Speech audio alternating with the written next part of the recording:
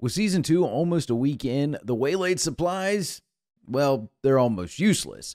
But you should hold on to them. Don't vendor them, and don't turn them in just yet. I'm going to let you know why. My name's Coyote.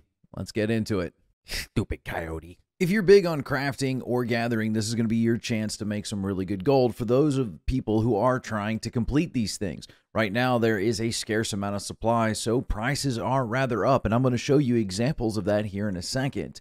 But trying to build up this reputation with the Azeroth Commerce Society or the Duratar Supply and Logistics, it may not seem worth it right now, but we've seen Blizzard in the past do some hot fixes and add items to these vendors. And this is why I'm saying, for those of you who are vendoring them for 20 silver, if you don't have the room, okay, that's an absolute option, but I would hold off onto them until you can get a little bit better of a price.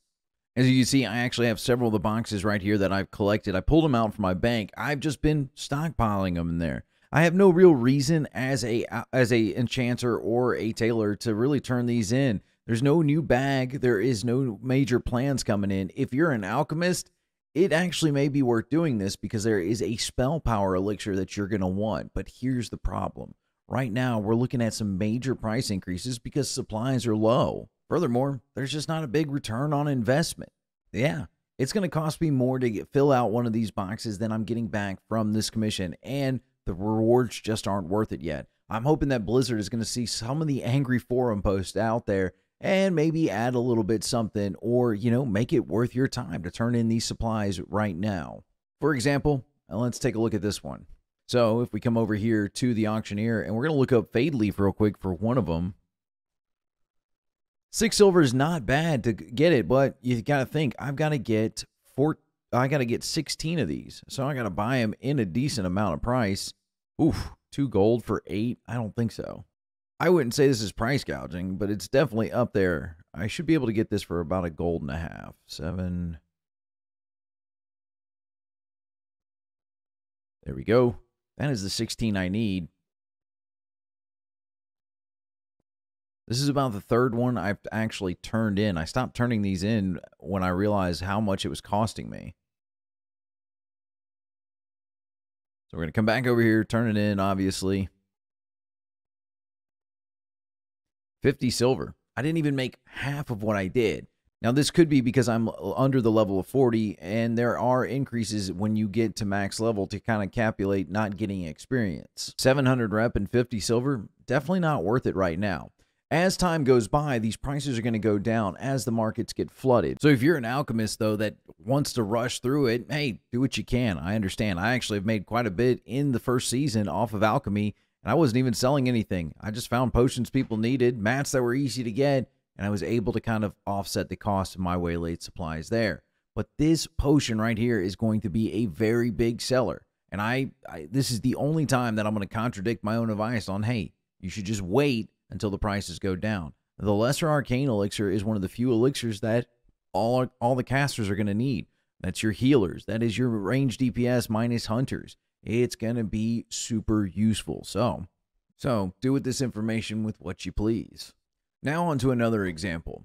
Right now I have a box that requires me to get 10 solid grinding stones.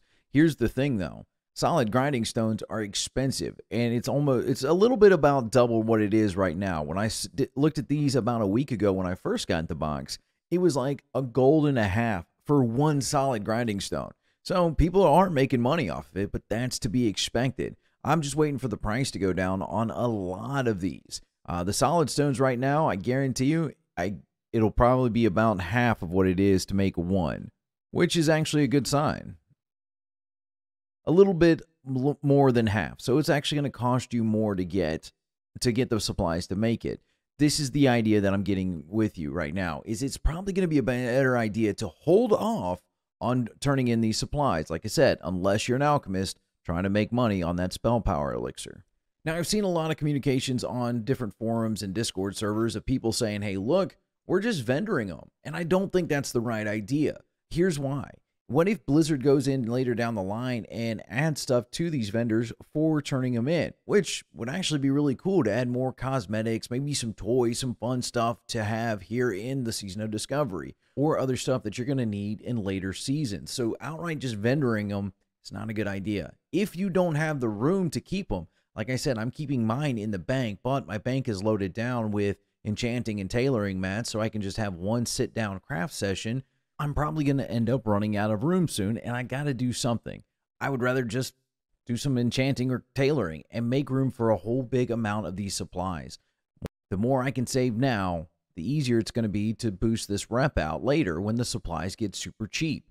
Just vendoring them for 20 silver is definitely not the play right now. I think the big play right now is just to hold off and give the WoW team time to do something with this rep grind. My name's Coyote, and as always, if you found this video helpful, maybe leave a subscription and a like. Or if you dislike it, drop a comment. Tell me why you agree or disagree with all of this. I want to hear from you. As always, happy adventures.